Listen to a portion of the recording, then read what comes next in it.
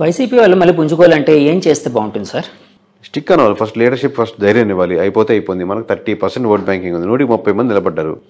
మనకు ఇంకో 10-15% పెంచుకునేదానికి, 20% పెంచుకునేదానికి ఆస్కారం ఉంది. పెంచుకోవడానికి ఏం చేయాలంటాను? అదే ఫస్ట్ ఇదే చెప్పాలి. నమ్మకం కలిగించాలి. ఓట్ బ్యాంకింగ్ ఉంది కదా, నమ్మకం కార్యకర్తల్లో కలిగించాలా, ప్రజల్లో కలిగించాలా? వాళ్ళు ఇద్దరికి దాంట్లో కార్యకర్తలు అనే వాళ్ళు వాళ్ళకి అనుసంధానం మధ్యలో ఉంటారు. కార్యకర్తలకి కలిగించాలి, జనాలకి నమ్మకం కలిగించాలి.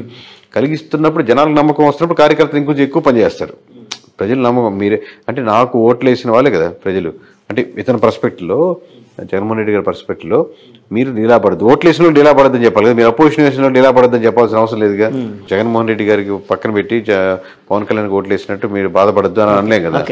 సో ఈయనకు ఓట్లు వేసిన వాళ్ళు రిప్రజెంట్ చేస్తూ అందరు మీటింగ్ పెట్టలేము కాబట్టి జనరల్గా స్టేట్మెంట్స్ ఇవ్వగలుగుతారు.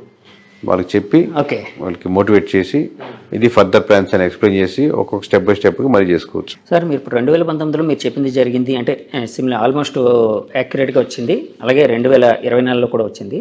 ఆ ఫిగర్స్ అంటే యాక్చువల్గా మామూలుగా మీరు ఒక సెఫాలజిస్ట్గా ఒక శాస్త్రీయ పద్ధతిలో చేస్తూ ఉన్నారు, ఒక నెంబర్ చెప్తారు. అది నిజమైనప్పుడు మీకు ఎలాంటి ఆనందం కలుగుతుంది, ఎలాంటి ఫీలింగ్ కలుగుతుంది? చూస్తున్నాను సార్, మామూలు నెంబర్ +5 లోపలే ఉంటుందని ముందుగా ఎక్స్పెక్టేషన్. 5 అనేది అది ఎంత దగ్గరగా వచ్చి ఏదో ట్రైన్ S1 దగ్గర S1 ఆగినట్టు, S2 దగ్గర S2 ఆగినట్టు అలా వచ్చి దగ్గరగా హ్యాపీ, దానికి ఆనందమే. అంటే మనం ఎంత బాగా చేసామని కాన్ఫిడెన్స్ అయినా బూస్టప్ అవుతుందా? కాన్ఫిడెన్స్ మామూలుగా పెద్ద డిఫరెన్స్ లేదు సార్, మామూలుగా అలాగే ఉంది. కానీ ఓకే చిన్న నెంబర్ వచ్చి ఆగింది కదా అనేది ఒకటి అంతే. టూ మచ్ ఎక్సైట్మెంట్ ఏం లేదు, టూ మచ్ బాధ లేదు. ఆ దాటితే అబ్బా ఎందుకు మిస్ అయిందని ఆలోచించిన వాళ్ళం. దగ్గరికి వచ్చింది కాబట్టి ఓకే మన బాగానే ఉంది రైట్ అంతే.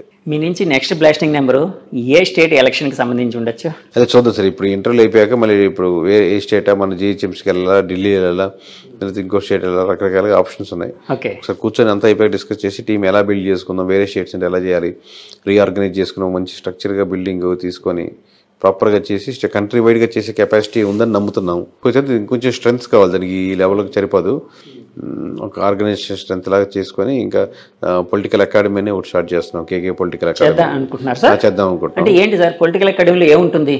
అంటే ఇప్పుడు సడన్ గా వచ్చేసి ఎమ్మెల్యే అవుదాం అనుకున్న వాళ్ళు, లేదా ఆ ఫ్యామిలీస్ నుంచి వచ్చిన వాళ్ళు, లేదా బయట వాళ్ళు, కానీ వాళ్ళు మాట్లాడడం రాదు, లేదా సరిగ్గా కాన్ఫిడెంట్ గా మాట్లాడలేరు, లేదా ఇలా మీలా ఇంటర్వ్యూ క్వశ్చన్స్ చేస్తున్నప్పుడు ఎక్కడి నుంచి స్టార్ట్ చేయాలి, ఎక్కడ ఎండ్ చేయాలని, అలాగే వాళ్ళు ఆ జిల్లా నియోజకవర్గ సమీకరణాలు ఏంటి, పరిస్థితులు ఏంటి, సమస్యలు వెళ్ళినప్పుడు ఏ కమ్యూనిటీ వెళ్ళినప్పుడు ఎలా బిహేవ్ చేస్తే బాగుంటుంది, అలాగే కంట్రీ గురించి ఏదైనా ఒక నాలెడ్జ్ ఉంటే బాగుంటుంది, ఇంటర్నేషనల్ అఫైర్స్ గురించి కొంచెం నాలెడ్జ్ ఉంటే బాగుంటుంది.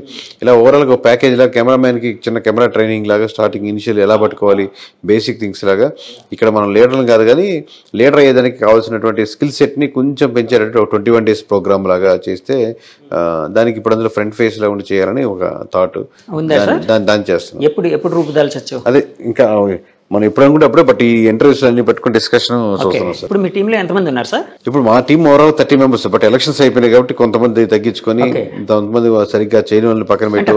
30 members యాక్టివ్ గా ఉండేవాళ్ళు. అది కాకుండా ప్రతి జిల్లాకి అవుట్ సోర్సింగ్ వాళ్ళు 30 members, ప్రతి జిల్లాకి వేరే వాళ్ళు లేదా స్లీపర్ సెల్స్, వీళ్ళంతా నేను నా టీం కాదు కదా, వాళ్ళు ఇండివిజువల్స్, వాళ్ళ టీమ్స్. అది బట్ మీరు అడిగిన కోర్ నా టీం కాబట్టి. అంటే మీరు సర్వేయింగ్ విషయంలో వేరే వాళ్ళ మీద కూడా ఆధారపడుతుంటారు, వేరే సంస్థల మీద ఆధారపడతారా? ఇందాక చెప్పింది సార్, ప్రతి ఆర్డర్ ని అవుట్ సోర్సింగ్ కూడా చేస్తాం. వాళ్ళు ఇచ్చిన రిపోర్ట్ కూడా తీసుకుంటాం. ఒకసారి ఉప్పు కారం లాగా వేరే అవుట్ సోర్సింగ్ కూడా. ఇదేంటంటే ముందు మన 3 leaders మనమే, ఎక్స్ట్రా కూడా ఒకరేమో మనం తప్పు చేసామో, మనం గ్రూప్ లో పోతున్నామో, మనకు ముసుగులో ఉన్నాము, అందుకని వేరే సంబంధం లేకుండా ఇక్కడ చేపిస్తాం. సార్ థ్యాంక్ యూ అండి. మళ్ళీ నెక్స్ట్ బ్లాస్టింగ్ నెంబర్ కోసం వెయిట్ చేస్తుంటాం మీ దగ్గర నుంచి. వ్యూవర్స్ చూసారు కదండి, ఇది కేకే గారు అనగానే యాక్చువల్గా ఆయన అసలు పేరు చాలా మందికి తెలియదు. ఆయన అసలు పేరు కిరణ్ కొండేటి గారు. సో కిరణ్ కొండేటి గారు అలియాస్ కేకే గారు. సో ఆయన అంతరంగం, ఆయన మనతో చాలా విషయాలు పంచుకున్నారు. ఈ ఇంటర్వ్యూ మీకు నచ్చితే మా ఛానల్ లైక్ చేయండి, కామెంట్ చేయండి, షేర్ చేయండి, సబ్స్క్రైబ్ చేయండి. Thank you very much. Signing off, me Jagadish. By.